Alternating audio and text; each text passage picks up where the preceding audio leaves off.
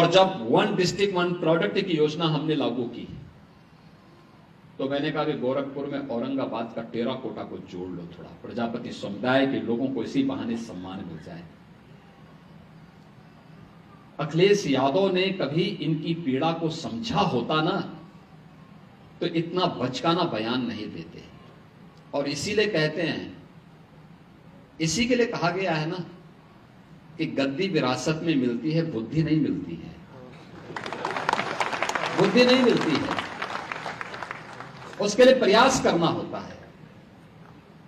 और कुछ लोगों की आदत होती है, उनके जीवन भर उनका बचपना नहीं जाता है, उस प्रकार की हरकतें वे कर ही देंगे और यही हरकत वे आज भी कर रहे हैं। उन्होंने कहा दीप जलाने की आवश्यकता क्या है, यानी उनको दीपावली से नफरत है। यानी अब तक तो हम सोचते थे कि अयोध्या में राम जन्मभूमि से और हिंदू तीर्थों से ही इनको नफरत होगी। आप याद करिए, जब हमने ब्रज तीर्थ विकास परिषद का गठन किया था तो उन्होंने कहा था कि मैं सेफाई में दुर्योधन की मूर्ति लगाऊंगा। मैंने कहा कंस की भी लगा दीजिए।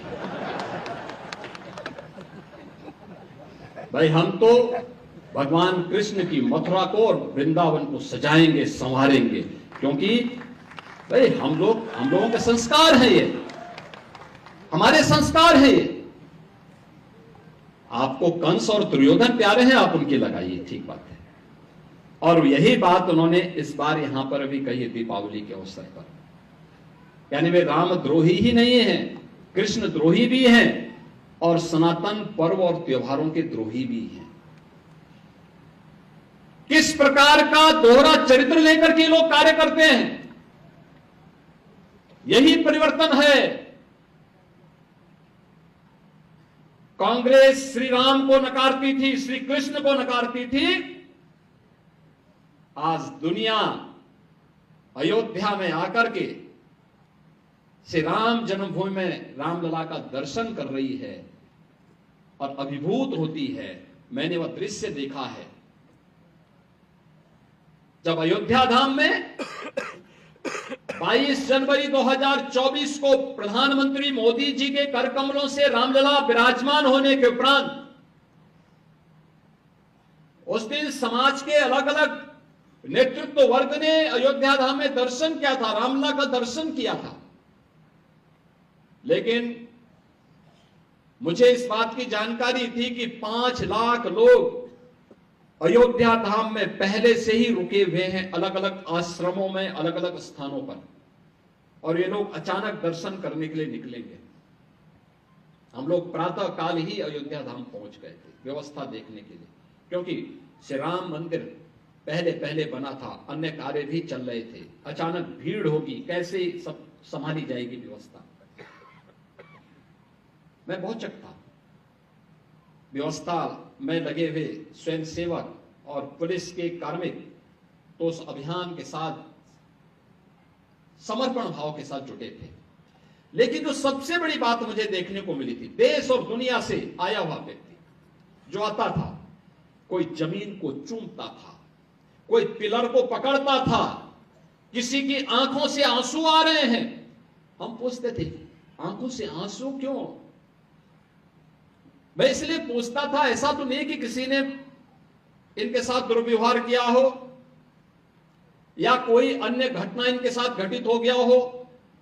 उन्होंने कहा साहब एक खुशी के आंसू है, हम कभी सोचते भी नहीं थे ये हो पाएगा, ये हो गया है, इसलिए खुशी के आंसू हैं कि हम भी रामलला के दर्शन कर पा रहे हैं। 500 वर्षों की किसी पीढ़ी ने, कई पीढ़ियां आई गई, लेकिन कोई दर्शन नहीं कर पाया, आस लगा करके चले गए।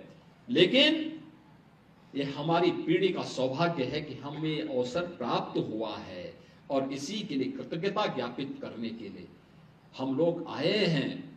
ये मेरी खुशी के आंसू हैं। अगर उन भावनाओं को समझने का कार्य कांग्रेस ने किया होता, जिन्होंने सुप्रीम कोर्ट में एफिडेविट दिया था कि राम एक मिथक हैं, कृष्ण एक मिथक हैं, यानी एक काल्पनिक पात्र मान करके इन्होंने उस समय हिंदू आस्था को अपमानित करने का काम किया था। और समाजवादी पार्टी तो अपनी कृत्यों के लिए जीवन में कभी भी कोई भी श्री राम भक्त उसे माफ नहीं कर सकता। किस निर्ममता के साथ राम भक्तों पर गोलियां चलाई गई थी।